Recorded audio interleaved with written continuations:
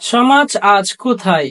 শিক্ষককে শ্রদ্ধার জায়গায় আজ দেখা যাচ্ছে চরম বেয়াদবি।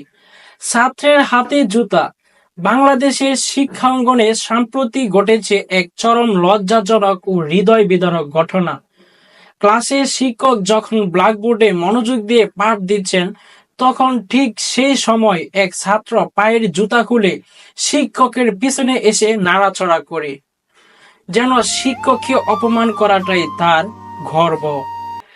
ঘটনাটির ভিডিও ইতিমধ্যে সামাজিক যোগাযোগ মাধ্যমে ব্যাপক ভাইরাল হয়েছে।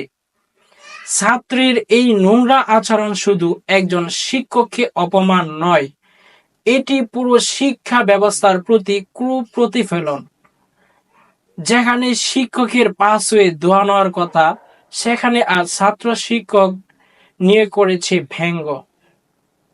একজন অভিভাবক হতবাক হয়ে বলেন, আমরা সন্তানদের স্কুলে পাঠাই মানুষ করতে, কিন্তু তারা যদি এমন হয়, তাহলে কি শিক্ষা প্রতিষ্ঠান দানব তৈরি হচ্ছে?